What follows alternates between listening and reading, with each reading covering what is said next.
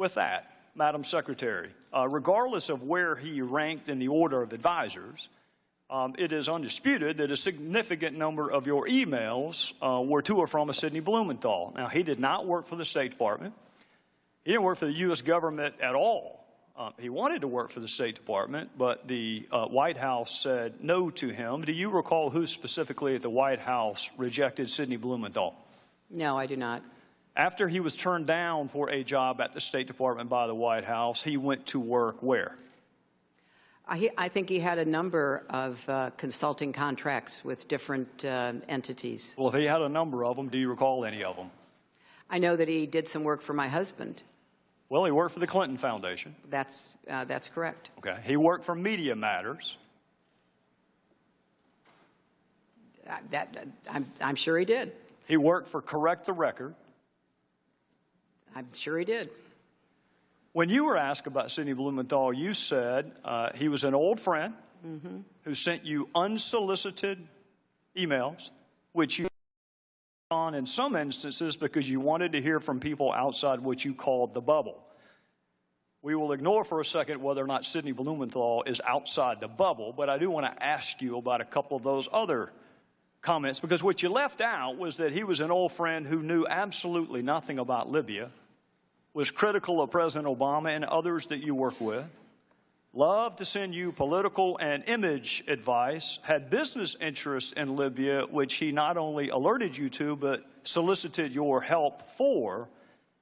And you often forwarded his emails, but usually only after you redacted out any identifiers so nobody knew where the information was coming from. What does the word unsolicited mean to you?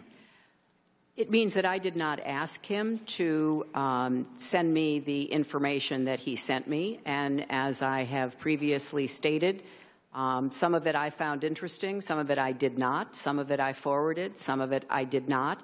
I did not know anything about any business interests. I thought that just as I said previously, newspaper articles, journalists, of which he is one, a former journalist, had some interesting insights. And so we took them on board and evaluated them, and some were helpful and others were not. We're going to get to all the points you just made, but I want to start with your public comment that these emails were unsolicited. You wrote to him, "Another keeper, thanks and please keep them coming. Greetings from Kabul and thanks for keeping this stuff coming. Any other info about it? Question mark. What are you hearing now? Question mark. Got it. We'll follow up tomorrow. Anything else to convey? Question mark." Now, it's interesting because that was the very email where Mr. Blumenthal was asking you to intervene on behalf of a business deal that he was pursuing in Libya. What did you mean by what are you hearing now? I have no idea, Congressman. They started out unsolicited, and as I said, some were of interest. I passed them on, and some were not. And so he continued to provide me information that was made available to him. I don't want to parse words, and I don't want to be hyper-technical, because it's not a huge point, but it is an important point. You didn't say they started off unsolicited. You said they were. You said they were unsolicited. Well, they were unsolicited, but obviously I did respond to some of them. Well, and I'm sure that encouraged him. Anything else to convey? What are you hearing now? I'm going to Paris tomorrow night. We'll meet with TNC leaders, so this and additional info useful. Still don't have electricity or BlackBerry coverage post-Irene, so I've had to resort to my new iPad. Let me know if you received this. We'll talk about the new iPad in a little bit. Here's another one. This report is in part a response to your questions. That's an email from him to you. This report is in part a response to your questions. There'll be further information in the next day. If you're the one asking him for information, how does that square with the definition of unsolicited? I said it began that way, Mr. Chairman, and I will add that both Chris Stevens and Gene Kretz found some of the information interesting, far more than I could, because they knew some of the characters who were being mentioned, and they were the ones, the kind of persons with the expertise that I asked to evaluate to see whether there was any useful information. We're going to get to that in a second. Now, before you give Mr. Blumenthal too much credit, you agree he didn't write a single one of those cables or memos he sent you. I'm sorry, what? He didn't write a single one of those cables or memos. I don't know who wrote them. He's the one who sent them to me. Would you be surprised to know not a single one of those was from him? I don't know where he got the information that he was sending to me.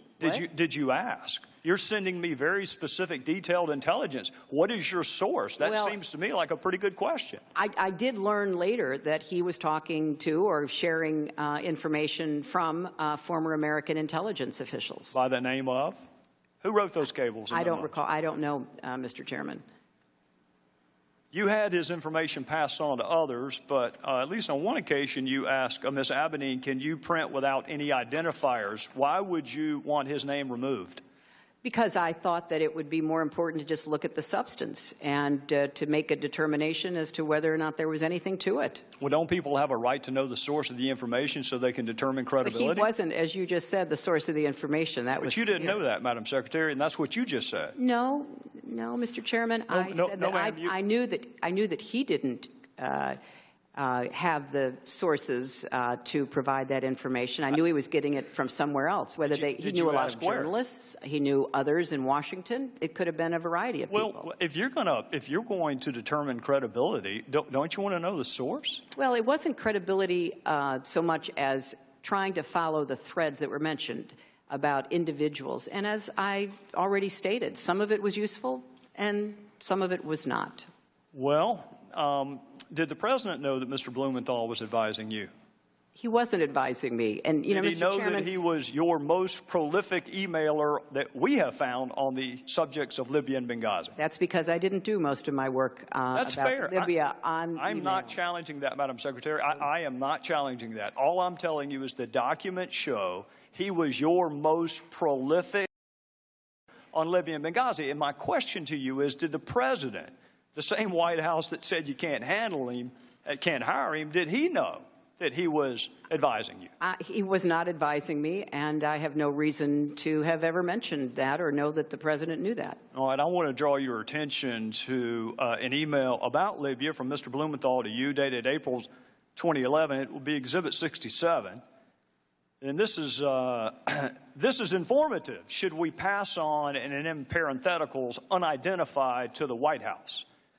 If you were going to pass something on to the White House, why would you take off the identifiers?